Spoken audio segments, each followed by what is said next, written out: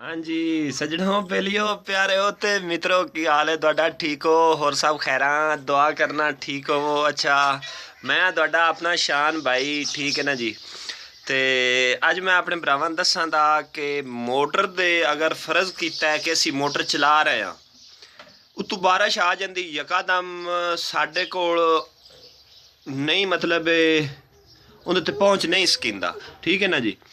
ਅਸੀਂ ਪਹੁੰਚ ਨਹੀਂ ਸਕਦੇ ਸਾਨੂੰ ਇਹ ਖਤਰਾ ਹੈ ਕਿ ਯਾਰ ਮੋਟਰ ਨਾ ਸੜ ਜਾਵੇ ਉਤੋਂ ਬਾਰਿਸ਼ ਵੀ ਹੁੰਦੀ ਪਈ ਏ ਤੇ ਜ਼ਹਿਰੀ ਗੱਲ ਹੈ ਤਾਰਾਂ ਦੇ ਉੱਤੇ ਜਿੱਲੇ ਪਾਣੀ ਪਾਉਣਾ ਹੈ ਉਸ ਟਾਈਮ ਮੋਟਰ ਸੜਨ ਦਾ ਤਾਂ ਖਤਰਾ ਹੋਣਾ ਹੀ ਹੈ ਠੀਕ ਹੈ ਨਾ ਜੀ।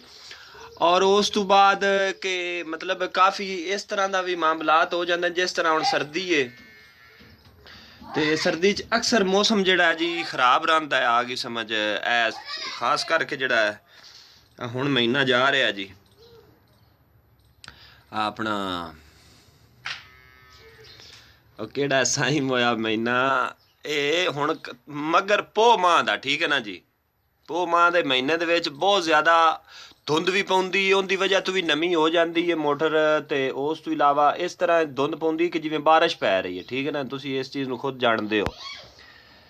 ਤੇ ਵੇਖੋ ਨਾ ਜੀ ਇਹਨਾਂ ਤਰੀਕੇਕਾਰ ਇਨਵੇਟਰ ਦੇ ਬਾਰੇ ਜਾਂ ਇਨਵੇਟਰ ਦੀ ਕਿਸੇ ਚੀਜ਼ ਦੇ ਮਤਲਬ ਤਾਰ ਦੇ ਉੱਤੇ ਨਮੀ ਪੈ ਜਾਵੇ ਤੇ ਇਨਵੇਟਰ ਟ੍ਰਿਪ ਕਰ ਜਾਵੇ ਇਹ ਚੀਜ਼ਾਂ ਦਾ ਅਸੀਂ ਖਾਸ ਖਿਆਲ ਰੱਖਣਾ ਹੈ ਠੀਕ ਹੈ ਨਾ ਜੀ।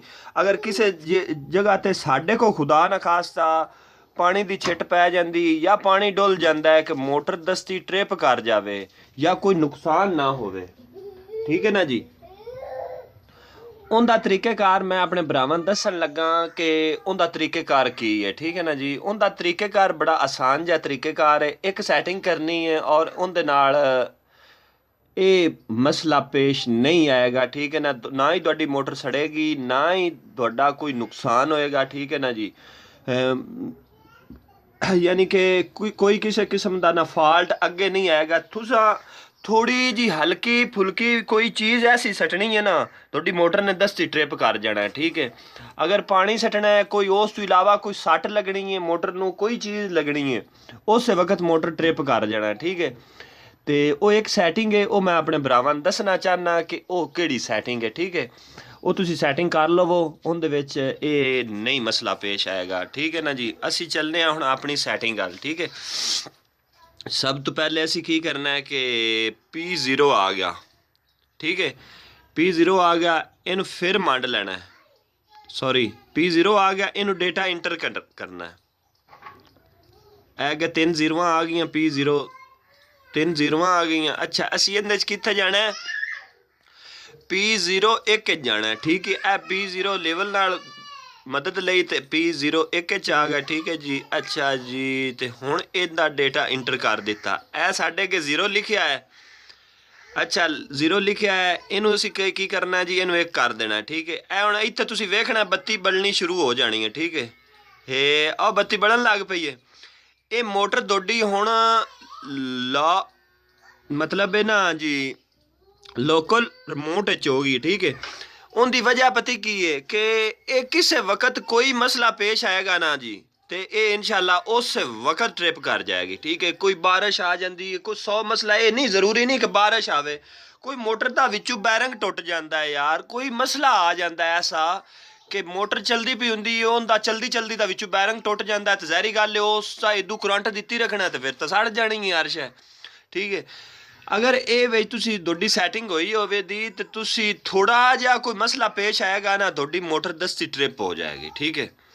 तो यह मैं अपने भरावां नूं अपना पैगाम पहुँचाना चाहता आया ठीक है। तो मेरे ख्याल नाल इंशाअल्लाह मेरे भरावां नूं समझ भी आ गई होनी है ठीक है।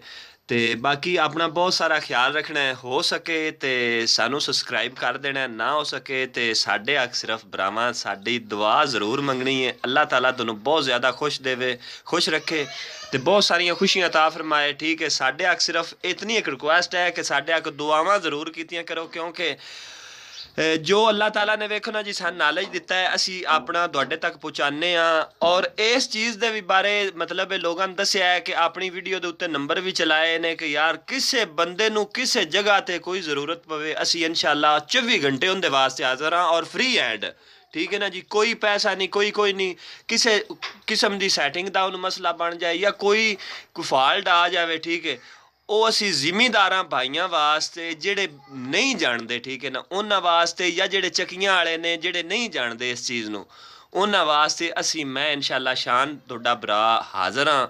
24 ਘੰਟੇ ਆ ਗਈ ਸਮਝ, ਤੁਸੀਂ ਵੀਡੀਓ ਕਾਲ ਕਰਕੇ ਜਾਂ ਤੁਸੀਂ ਟੈਲੀਫੋਨ ਤੇ ਪੁੱਛ ਸਕਦੇ ਹੋ ਕਿ ਇਹ ਮਸਲਾ ਪੇਸ਼ ਆ ਰਿਹਾ, ਇਹਦਾ ਕੀ ਹੱਲ ਹੈ, ਠੀਕ ਹੈ। ਅਸੀਂ ਇਨਸ਼ਾਅੱਲਾ ਫਰੀ ਦੱਸਾਂਗੇ, ਹੋਰ ਅਸੀਂ ਕੀ ਕਰ ਸਕਦੇ ਹਾਂ ਭਰਾਵਾਂ ਵਾਸਤੇ। ਆਪਣਾ ਬਹੁਤ ਸਾਰਾ ਖਿਆਲ ਰੱਖਿਆ ਜੇ। ਅੱਲਾ ਸੁਣੇ ਦੇ ਵਾਲੇ।